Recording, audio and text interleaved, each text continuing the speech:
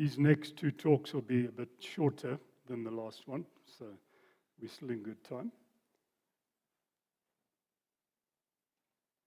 All right, I'm going to go through the 6 days of creation. In this talk, I'm going through 4 of them, the first 4, and then in the last talk, I'm going to go through the last 2 in a somewhat different context. All right, the creation of light, Genesis 1, 3-5. And God said, "Let there be light," and there was light. And God saw that the light was good. And God separated the light from the darkness. God called the light day, and the darkness he called night. And there was evening, and there was morning one day. Now, the first thing to notice here is that there is no reference to the surface of the earth. Now, that's important, not a hint. It's just purely light itself that God creates. It's an entity. It's not even an element. It's hard to define. We don't know much about light. We know how it works and so on, but we don't know much about what makes it what it is. What is it that we're looking at? What is it that, is actually making it possible for us to see things over there? Just, we've never worked it out. But the fact of the matter is that that's what God created first. And the first thing is there's no reference to the surface of the earth here. Whereas every other verse in Genesis 1 relates to the surface of the earth deliberately. You can check. Everyone is talking about the surface of the earth all the time. So there's this one is the one exception. And it's not about any kind of light object, supernatural light or anything like that. It's the creation of light itself. Now, the reason why, and this is where you start finding your harmony with modern science.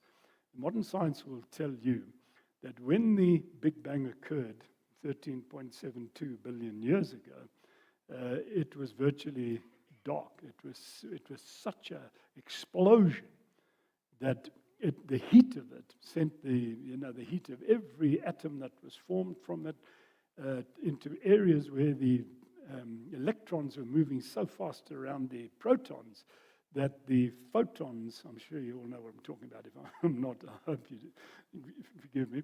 But the photons were unable to escape because the speed of the electrons was creating a barrier. And scientists have worked out that after about 300,000 years, that length of time, finally, after that initial explosion, they'd cooled down, which is hardly an expression. Let's say they were not quite as unimaginably hot as they were originally. They'd cooled down to a point where finally the photons could escape. And then light started and became what it is today. And we know that light is something that comes from darkness to light. That's what Genesis says. And it separates the two. The sun itself, if you look at the sun, as I said earlier, you're not seeing the sun. You're not seeing it at all. You're seeing the light that comes from the sun, and it takes 8 minutes to get here. If there was an explosion on the sun, you wouldn't see it. It would take 8 minutes to see it.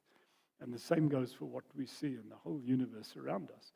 The one thing that astronomers love when they study the universe is they can see history, and they can see it back billions of years. And that's what they love about. They're looking at history. If you see a supernova go, boom, like that, you're looking at what happened, say, 2 million years ago or even more. And so this is the same with light itself. It separates from the darkness. Now, it's interesting that that's exactly what this text says. God separated the light from the darkness. And that's what it is. From what would be a dark object, light goes off in a direction and becomes light when it reflects off something. That's why you can see, if the light reflects off the windscreen of your car, it'll come into your lounge and it'll light up the wall. It moves around. Once it goes and hits something, it goes on and it can light up almost anything. Light is a very unusual thing, but the key thing about it is just simply that it comes from what is originally darkness and only becomes light when it reaches its object. As I understand it, this may not be refined science, but as I understand it, if you're in a room at night and it's pitch dark. You can't see a thing. You've got no form of light coming out, not even a flicker. And you turn a heater on, one of those metal heaters. After a while, the heater starts to warm up. As it does, it becomes red and then orange, and then if it's hot enough, it'll become white. The reason is because the heat that is coming up, which is strongly related to light. Heat and light are not the same thing, but they're very closely related. And as the heat comes up, so you get these vibrations, and the more atoms vibrate, the hotter they are. And then at a certain point, with this vibration of heat, it coincides with the light waves that will go off one object to another, and at that point, off they go. That's why, as I say, you have different, splitting up the colors of the rainbow and so on.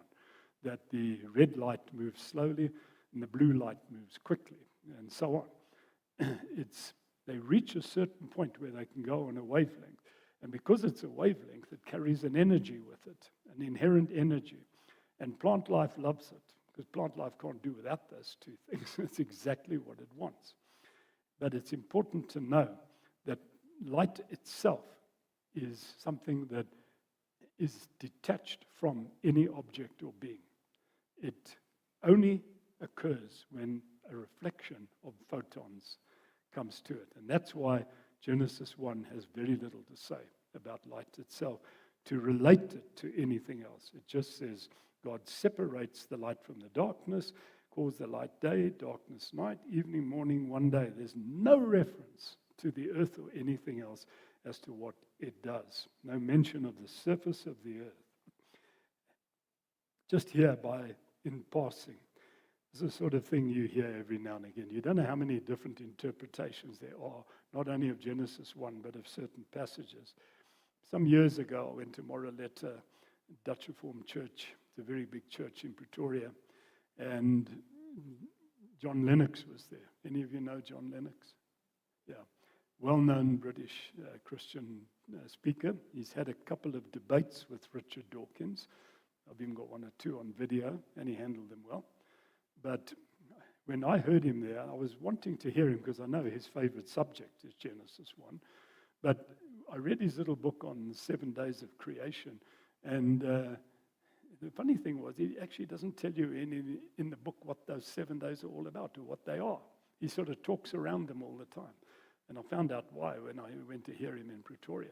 He spent about 40 minutes talking about why time has come to give up the old young earth creationist views and now follow, sort of realize that modern science is telling us a lot more about ourselves than we realize. But when he got to the end, he said, now I must deal with the 6 days of Genesis. And he looked at his watch and said, oh dear, I've only got 5 minutes. He said, oh, sorry, I can't do it. But I'll do one. I'll do the first one. And he said, the right interpretation here, let there be light and light, that is Christ. Christ is the light. Christ is the light of the world.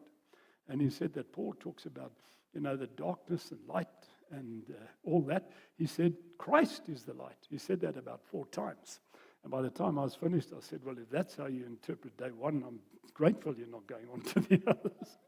And because, it's nonsense. It's absolute nonsense. But you see, not letting Genesis 1 speak for itself, trying to interpret it in some way with New Testament teaching about light. And with Jesus, it's allegorical. He is not light. He is the light of the world. But that doesn't mean he shines like a lamp. Yeah, and it's just unfortunate. If you say Christ is the light, you've got a problem. You're going to cause a huge problem. Because then you're saying, God said, let there be Christ. And there was Christ. And God saw that the Christ was good. And God separated the Christ from the darkness. God called the Christ day. And the darkness he called night. Now it's becoming nonsensical. The danger here is simply this, that you are virtually saying Christ was created. That's the danger. You're saying that on day 1, and Genesis is all about creation, everywhere, right through. Never forget that. Every single thing said there. That God creates light on day 1. That's Christ, then he created Christ. And then we're in the world of the Jehovah's Witnesses, the old Arian heresies, the Gnostic heresies, all of them just couldn't take the idea that this human Jesus was eternal. No, he's just like us. And so they all came to the conclusion. The Gnostics started it, then the Arians in the 4th century made a major issue of it, caused the church a lot of trouble, and Jehovah's Witnesses propagated today that Christ is human like us, but he's created as a divine being where we're ordinary beings. And I tell you, once you start like that, you're on a downward slide. If Jesus is not eternally who he is, then, you don't have a triune God. And in which case, you may know a lot about Jesus, but you won't know much about God. And be sure of him, because he is distinct from Jesus, created Jesus as a divine being rather than something else. So avoid interpretations like these. You just see what they lead to. Anyway, let's go on to day 2. Day 2 is creating the firmament. Genesis 1 verse 6. Let there be a firmament in the midst of the waters, and let it separate the waters from the waters. And it goes on to speak of the waters above and the waters below. So 2 things were created on day 2. One is the firmament, that's the atmosphere around the earth. It's only about 15 miles high. From here, you're out of it. But that was created on day 2. That's the firmament, and that effect of that was to create the waters in the heaven, not by creating it, but by the sheer separation of them by evaporation. It splits the waters into those above and those who are below. Now the question comes, and I've asked this in my book, it's one of those unanswerable questions, and any one of you wants to tackle it, you're welcome. If I look at the parable Jesus told, and this is from Mark 4, 30 to 32, Jesus said, the kingdom of heaven, kingdom of God, is like a man who sowed seed in his field. And the seed sprouts and grows, he knows not how. First of all, it produces the blade, then it produces the ear, then the full grain in the ear. And when the seed is ripe, he puts in the sickle because the harvest has come. Now, that's a very simple parable, but it follows a clear sequence. Every step leads to the next one. It's very harmonious. Try that with Genesis 1. I've always said Genesis 1 is like driving to Durban. Six hours to get to Durban, so it goes with this nicely. The person phones you up, John, 1 hour, where are you? Somewhere down about, on our way, we're near Villiers. Yeah. What sort of day have you got? Oh, it's beautiful. What a beautiful sunny day. There's not a cloud to be seen anywhere. And they say, well, that's wonderful. I said, but what we don't understand is we can't see any shadows either. Why that? Well, it's a sunny day, but there's no sun. It's light, but there's no source of the light. Okay. Then next thing, phone up a bit later, an hour later, 2 hours. Where are you? No, we're sort of getting near Warden, but you know what? Yeah, now it's pouring with rain. It's good. Water's up in the air there, just pouring down on the earth. But anyway, next thing, after 3 hours, you phone again. Where are you? No, we're at Van Reenen. And so what's happening? Well, he says, at least now, you can't believe it. You should just see all the beautiful flowers and all the grasses and everything. But weren't they there before? No, it looks like that storm brought them into being. Okay. And then next one, you say, where are you? 4 hours. Yeah, no, we're nearly at Escort. We'll be there in about a minute. Where are you? We're on Mars. You what? We're on Mars. How are you going to get from Mars to Escort in 1 minute? Oh, that's no problem. In the last hour, we've been all around the whole solar system. We've been out into the heavens. We've been to the sun. We've been to the moon. We've been everywhere. No trouble at all. In fact, in reality, of course, day 4 takes you far away from our galaxy, from our solar system. Takes you right into the whole of the heavens. There they are, the sun, the moon, and the stars. Yeah, we've been right out there in 1 hour. Now we're back here. An hour later, where are you? Oh, now getting near Escort and pouring with rain again. This time the rain's coming down, but at least this time, wonderful. You can see beautiful birds in the sky, and you can see a lot of fish in the waters. And animals? No sign of any of them. Humans? All right, an hour later, now we've reached Durban. Now the animals are around. Now the humans are here. Now we've finished the journey. That's how you interpret. That's how Genesis 1 describes the creation of everything. This is what the problem is. This is what causes so many difficulties with understanding it. The key difficulty is this. How does day 1 lead to day 2? Look at it like this. Day 1, God creates light. Day 2, he creates a wafer-thin atmosphere around the earth, and he separates the waters. How, logically, is there a sequence between day 1 and day 2? There's no connection between them.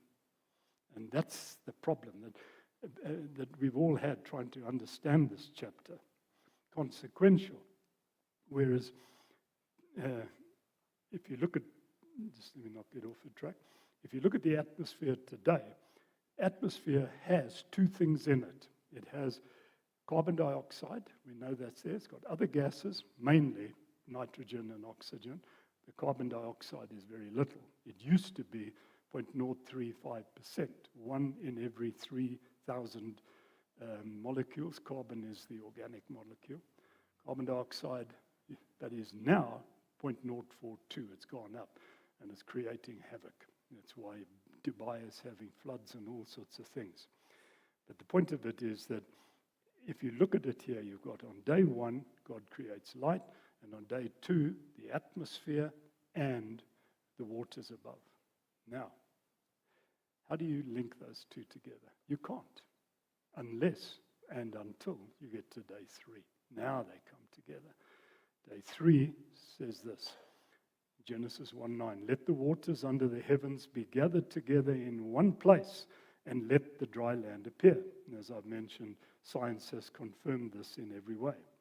But then Genesis goes on and says, let the earth bring forth vegetation, plants yielding seed, fruit trees bearing fruit, in which there is seed, each according to its own kind, upon the earth.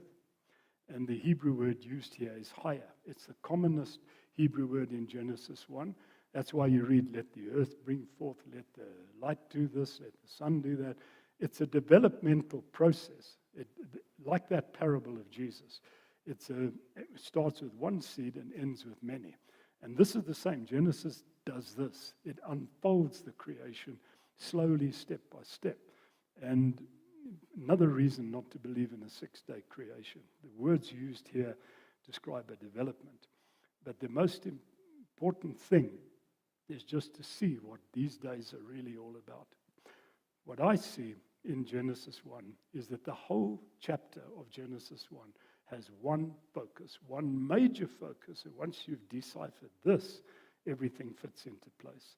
It's interested in living organisms because they appear on this planet and nowhere else. And Genesis 1 is full of it, and I'll show it to you here. Firstly, when I was trying to unlock Genesis in my mind years ago, I noticed something. Day 3 is all about plant life. That's all it is. Day 5 is about the creation of flying creatures in the air and sea creatures in the waters. And day 6 is about animal creatures and man made in the image of God. So 3 of the 6 days are given to living creatures. The other 3 are given to the resources those living creatures need. Once you see this, the unlocking becomes so much easier of Genesis 1. I'm going to compare it to a motor car. You take a car, and one of the older ones, and your car sits there, doesn't move, not alive. But if you turn the key in the ignition and it starts up, now you turn the lights on, you can drive at night, you can drive anywhere you want to, you can go at different speeds, but your car needs 3 things to be able to do that. 1, it needs an energy source. Well, that's your battery. Your battery has an energy in it, it's electrically charged, and that'll start the car up and your generator can keep it going. And then secondly, it needs a liquid source, and this time it's petrol. It has to fill up. Every now and again you've got to go to the garage. Without petrol, the car can't go anywhere. Without a battery, the car can't go anywhere. And then thirdly, we have petrol engines today and electric cars, but you go back 60, 70 years, we only had carburetor-based cars. But the carburetor is crucial as well, because if you just pump liquid petrol into your engine, it'll just wet the spark plugs and it won't start. Something's got to vaporize the petrol. So your carburetor brings the air in, sucks it in, and vaporizes it. Once you've got that, your car comes alive. And now you can do what you like with it. It's alive. You can turn the lights on like somebody who's seeing in the dark, and so on. And that's with a car. Now, the amazing thing is that plant life needs exactly the same three things. Firstly, it needs an energy source. Secondly, it needs a liquid source. And thirdly, it needs an atmospheric source. That's exactly what your car needs. Plant life needs them as well, but it needs different types. The energy it needs is light. Photosynthetic energy, which is coming on what I said earlier to you, a wavelength towards you. And because of that, it's got an inherent energy. And plant life needs that energy. It's got to use it to create its foods from sugar and starches and things like that. And it taps them through its leaves. That's why every tree has so many leaves. Secondly, it can't live without water. We always know that once there's a drought. It needs liquid water, not liquid petrol. Same thing, it needs a liquid source, but a different one. And then thirdly, it needs an atmospheric source. Now with your car, it just needed anything from the atmosphere, just air. But plant life needs carbon. That's what it uses, the organic molecule, as it's called, to be able to function organically. And it can only get it from the atmosphere by tapping the carbon dioxide. It takes it, separates the carbon, puts the oxygen back into the atmosphere, and there you are. Plant life comes alive. It's now switched on. And this isn't coincidental. These are essential needs. Energy, plant life, water, and carbon dioxide. And the amazing thing of these three is that all of them come from above. They're not on the surface or in the surface of the earth. The waters come from the waters above, in the clouds. The sunlight brings the light from above, from the sun, and it's above, always where we are as you relate to the sun. And then the third thing is the air itself, which is above you, which is where the carbon dioxide is. It's above the ground, up into the atmosphere. It's amazing. You ever thought of that? Plant life, we live off plant life. Every animal life form like ourselves and anything else needs plant life. Either feeds off the plant life or herbivores, carnivores feed off the herbivores. But ultimately, plant life is the crucial form of life on this earth. And have a look around you sometimes and just look at how abundant it is on this earth. And it's got no problem with the light. That's always there. The sun's not going anywhere, and it's not going to, not be as bright as it is. Has no problem with the carbon dioxide. Today it's got too much of it. But the water is the only problem. It's not guaranteed. And if that goes, then the water doesn't function properly. Now, Rosemary and I went to Kirstenbosch Botanical Gardens 2.5 years ago. And we'd done a trail I'd never seen before called the Braille Trail. And it's for blind people, and it's got these little sort of boards like I've got in front of me here. And you go through the Braille. But I was looking on the left, and the person who had put this little explanation of the world around you had written it in on the board. And I saw it there in black and white. You see plant life all around you. Plant life needs three things: sunlight, air, and water. When I saw that, I said, that's what I've been trying to tell people for years. There's no life without these three things. They come from above. And day one gives you light, and day two gives you the carbon dioxide in the atmosphere above that God created, and it gives you the water from above. That cannot be coincidental. You agree? To me, that's no coincidence. Days 1 and 2 are about the resources for living organisms on earth. Finish. Days 4, 5, and 6 are about those living organisms. And once one sees this, you start unlocking Genesis at this point, you're getting closer to the bug. Again, something we don't realize is that the abundance of life on this planet needs to be contrasted with the non-existence of living organisms anywhere else. They've been looking for life on Mars for years. It started off with little green men on Mars, expecting them to come and visit us if we don't find them first. But now it's gone down to little microbes, whatever, anything to try and find, some form of life somewhere else in the universe. But the truth of the matter is Mars has water, but it's way down at the bottom somewhere. It's too far down. It's too cold. Mars, the surface of Mars, the light's not strong enough. Mars cannot bear living organisms on its surface. Absolutely impossible. Nor can Mercury, nor can any other moon, planet, whatever in our solar system. But this planet has got an abundance of it, absolute abundance. And this is what Genesis 1 is all about, living organisms. Days 1 and 2, the three crucial resources for plant life. Day 3, plant life itself is a resource. That's the thing for animal life. So your first 3 days, day 1, 2, and 3, day 1 and 2 are the resources for plant life, and day 3 is the resource for animal life. Now Genesis is beginning to unlock itself, beginning to give away its secrets. Let me read on. Day 4. God made the 2 great lights, the greater light to rule the day, the lesser light to rule the night. God made the stars also and set them in the firmament of the heavens. Now we're back here at that problem of day 1.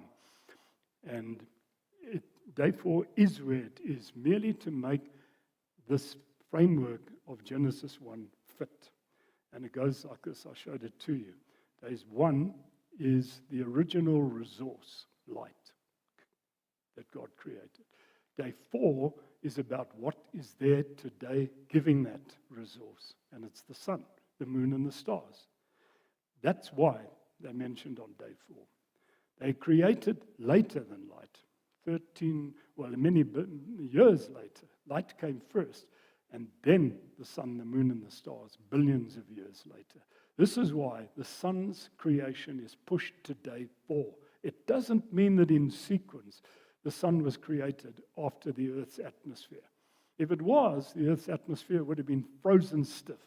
You wouldn't have had any water in the atmosphere. In Genesis 1, the key issue is what was there originally, the resources for living organisms. I'm repeating it to get this home. Light, water, and carbon. And then day 3, plant life, which lives off those 3, now becomes the resource which animal life lives off. And what was there originally was light when it started, that resource. Today, and that's what Genesis is talking about, the sun is the main object that is giving that light. Once you see that, you're really getting somewhere. This is how this framework theory now, in my view, gets going further. And then let's look at the second thing. Your day 2 was the separation of the waters above and below, and with that came the atmosphere. And those are resources for plant life. But day 5 is about what is in those waters and atmosphere today, what's there above and what's there below. And what they are is flying creatures above, which the Hebrew word is of. That's all it says, flying creatures, doesn't define them. And then the second one is the sea creatures below. So you've got living creatures living off those resources, and that's what's there now. And then finally you've got plant life, which came into being about 400 million years ago, and today what's living off that plant life now is the animals, the wild animals, the cattle, domestic animals, and man-made in the image of God. And that's how they come together. That, to me, is the most crucial 5 minutes I've spent speaking to you this morning. If you can see that, you've unlocked Genesis 1. From there, everything just does that. With modern science, with itself, with good sense, it all comes together. Just remember it. Days 1 and 2, the resources for living organisms. And day 3, itself a resource, plant life. These are the resources for plant life. Plant life is a resource for animal life. And that's how it moves. And it moves from the first 3 days, which are the formation of resources, to the second 3 days, which is what's there giving those resources today. And once you see that, you've got the whole pattern of Genesis 1 settled in front of you. Just at this point, to finish on something to do here with day 4, talking about light. I want to just read these words to you. God said, "Let there be lights in the heavens to separate the day from the night, and let them be for signs, for seasons, days, and years, and let them be lights in the firmament of the heavens to give light upon the earth." I want you to notice these 3 words: seasons, days, and years. What Genesis 1 is saying, and this is crucial, Genesis is saying that without the sun coming into being on day 4, these things don't exist. Now, on day 4, the sun comes into being. Now, the earth that's been mentioned all along. God created the heavens and the earth. The earth is without form and void, darkness on the deep, and then the atmosphere created on the earth. They've been talking about the earth all along by itself, as if it exists purely independently. But now, once the sun comes into being, boom, the earth gets into relationship with the sun. And Genesis 1 defines the relationship. Number 1, seasons. Because the earth is now tilted in relation to the sun at 23 degrees, we have summer, winter, seed time, and harvest. Those are the biblical expressions. We talk about summer, autumn, winter, spring, 4, but Scripture uses only 2. Summer and winter, one of the Psalms defines that, but the rest mainly seed time and harvest. That's the seasons. But it's because with the earth coming into relationship to the sun, it's tilted towards the sun, and that's what creates the seasons. Secondly, you have now years. Genesis 1:14 and 15 says, seasons and years, 365 days it takes for the earth now moving around the sun in the pattern that Genesis is giving. As it moves around the sun, the 365 days will make up a year. So this is determining the earth's years like we do. We know we are coming into winter now, but 12 months from now, 365 days from now, it'll be the 27th of April again. We'll be moaning about the next winter that's coming. But that last one is the crucial one. It talks about it talks about years, seasons, and days. Let me read it again. These things, the lights in the heavens, are for signs, for seasons, days, and years. What days? 24-hour days. Because the earth is rotating on its axis every 24 hours. It's not only revolving around the sun, it's rotating on its own axis every 24 hours. And what that tells you, now for the first time in Genesis 1, 24-hour days come into the picture. And it's not the same days as day 1, 2, 3, 4, 5, and 6. The sun was created on the 4th day, so it cannot relate to the day itself. It was the resource that Genesis says was created on the 4th day, and that led immediately in Genesis' picture of the development of creation. Of now, because the sun is there, only when the sun is there does Genesis say, now you've got 365 days the earth's revolving in relationship to the sun. Now you've got seasons because it's tilted at an angle, and now you've got 24-hour days because it's rotating on its axis in relationship to the sun. The 6 days of Genesis are different. They are phases. They are not 24-hour days. This is where young earth creationism has made its mistake. Here is the death knell of young earth creationism. Now Genesis is talking about 24-hour days. And he's talking about them in the context of the sun being created on the 4th day. So those 6 days of Genesis 1 are not 24-hour days. Same as evening and morning.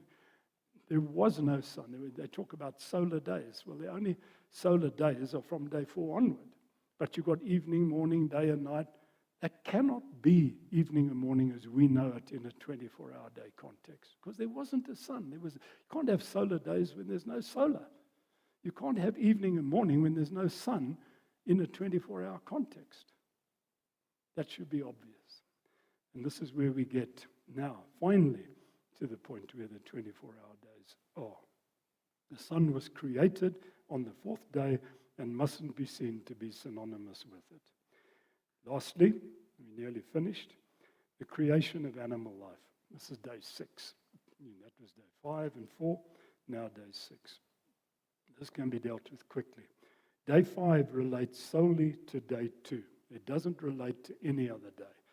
The same goes for 4 and 6. One of the problems framework creationists have had is this. They go, yes, you have 1, 2, and 3. You have light, you have the water and what have you, and then you have plant life. And then they take it back to, quite correctly, day 4, sunlight, and so on. But what they don't realize here is that 1 plus 2 equals 3, yes, but 4 plus 5 does not equal 6, as everybody knows it equals 9. Because the second 3 days are not linked to each other. This to me, for me, I'm just speaking for myself, but this was another crucial breakthrough, was seeing this. The first 3 days show the formation of plant life on earth and how it came together. But the next 3 don't do the same with animal life or anything. What they are doing is relating only back to the day 1, 2, and 3 in order. Day 4, the creation of the sun. Don't get carried away and say, how do you explain that it got created on the 4th day and the earth has already got water, which it shouldn't have because there's no warmth, there's no sunlight. You get tangled up in a whole lot of confusion. Just remember this. Day 4 relates only to day 1. Day 1 was the creation of light 13 billion years ago, and day 4 is about what is there now, the sunlight and the other light things. That is the relationship, solely. Day 5 relating solely back to day 2. The birds in the air and the sea creatures in the ground are relating only to the separation of the waters above and below. And then lastly, day 6, when the dry land appears, day 6, the creation of Adam and Eve, the creation of animal life, relates only to that day. So it goes like a bottom line. Days 1, 2, and 3, a progression, and then 4, 5, and 6 are lines coming down, connecting each day. Not a sequence. So the one thing you've got to get out of your mind with Genesis 1. Days 1, 2, 3, 4, 5, and 6. If you think that's the sequence from point to point sequentially that creation took, that's where you're lost right from the start. It's reshaped into a pattern of days. 1 plus 2 equals 3. 4 goes back to 1 to tell you what's there now. 5 goes back to 2. 6 goes back to 3. And that's where everything knits together. I can't find any other way of knitting them together. Interesting here. Genesis 1 calls the sea creatures Tananim. That's a Hebrew word. Now, Tanan in Hebrew was a mythical sea dragon. Something like the ones we've seen around. And Genesis 1, they translated in the RSV for day 5 as great sea monsters. Now, this backs up what I've been saying, that the second 3 days are about what's there now. Because at the time when marine life started, this is what started. I'm coming to the Cambrian explosion in my last talk. But this is a weird creature here. It's called Opabinia. He's looks like a sort of centipede with wings. That's one thing. But he's got 5 eyes in his head. He's got 1 eye in the head itself and the other 4 projections around it. He's quite good looking as a result, but he's got a weird tongue here, and he's got a sort of something to catch, like those flower pots do with flies, to catch food, and it turns it backwards when he eats, whereas we always eat forward. Bit of a weird creature, but he's one of those early marine creatures. We'll talk more about them in the last talk. But the point I'm making here is that when we look at what's there now, in the last 150,000 years, which in the terms of paleontological history is just a few moments, it's recent, it's very long, not long ago, the dinosaurs, about that amount of 150,000 years ago, they were there as well. But we've had what are called ichthyosaurs. These are the fossils that have been founded, 45 feet, 50 feet, big sea creatures, mosasaurs, pliosaurs, and all the other saurs. There were a huge number of them, big fish in the oceans. We now know from fossils. Shouldn't surprise us, the biggest sea-dwelling creature that's ever existed swims on our south coast, blue whales. That is the biggest creature ever known, and it's still there. But it shows you that when Genesis gets to the second 3 days, it's talking about the here and now, recent. And that's where you see it, calling the sea creatures Tananim. The RSV translates that word as monsters. Big creatures. Now, there were no big creatures at the beginning, but they're there now. So if you want to know what are day 4, 5, and 6 about, the present, right now. And that's important to know. Folk, we're going to go on after this. We're going to have tea now. We can break for a while, but let's have just any questions you have. Yeah.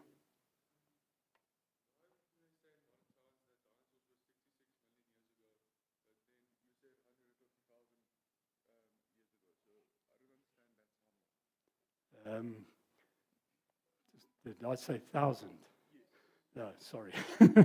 Million is right. No, that time, these are recent. These creatures are from a much more recent time period. Dinosaurs go back from 65 million years ago. That was when they had what we call the Alvarez event that killed them all. And they go back to 225 million years ago. So the creation of the creatures in Genesis is focused on like humans and the current creatures in that time. Yeah, they're talking about them here and now. The second 3 days, all those references, that's why I'm quoting them. These creatures were there 100,000 years ago. My pliosaurs, mosasaurs, they are very recent. Yeah, sorry, I got tongue-tied. Yeah.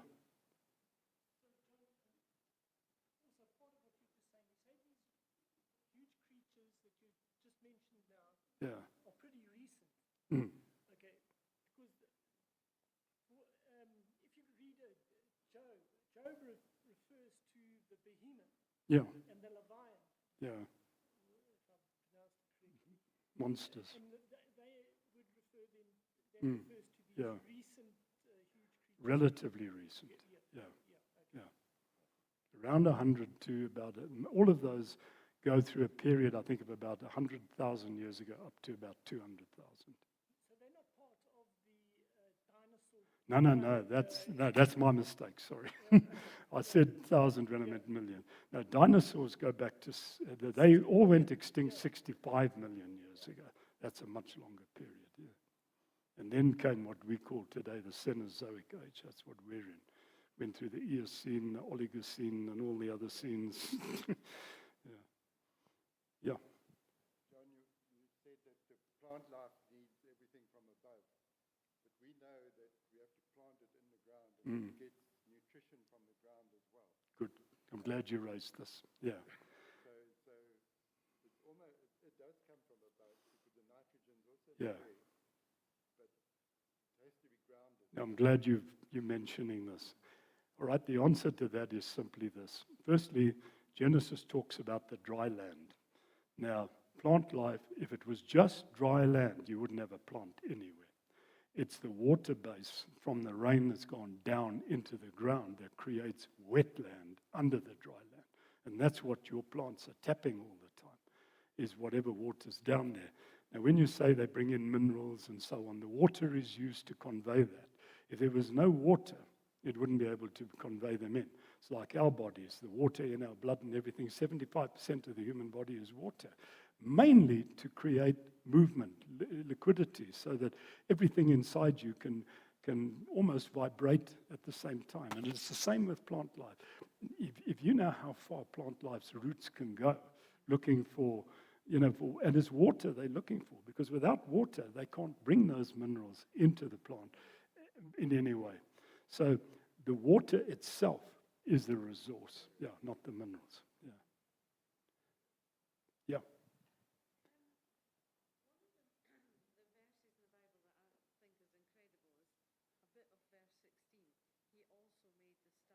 Yes. And I just think that's just such a short bit, but it's such a huge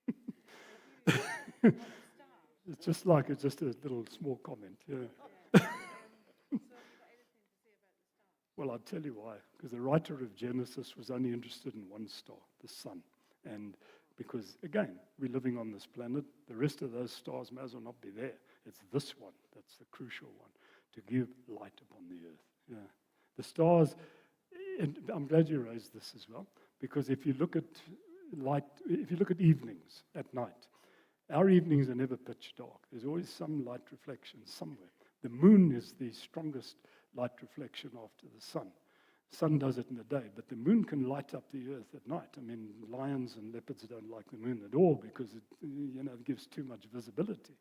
But if you take the moon away, that new moon, all the stars in the sky do not generate anything like the same light that one moon does.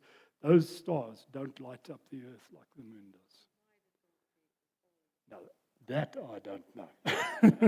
That's a question I don't even know where to start. Why? I've had this before. I got this question here 24 years ago. I remember when I was talking on evolution then. And I had to say in reply when somebody said to me, but if we are the sort of apple of God's eye here on this planet, why did God make all these billions of galaxies? And all I could say was, well, I don't know, maybe astronomy is his hobby. I don't know. That's one question I wouldn't even try to answer. Folks, let's break again. We can go for 10 minutes now. Tea, coffee, and cakes are in the hall. The hall is or has been used for something else. So don't go through straight to there. Go on the left. Just go in and around on the left. Yeah. Thank you.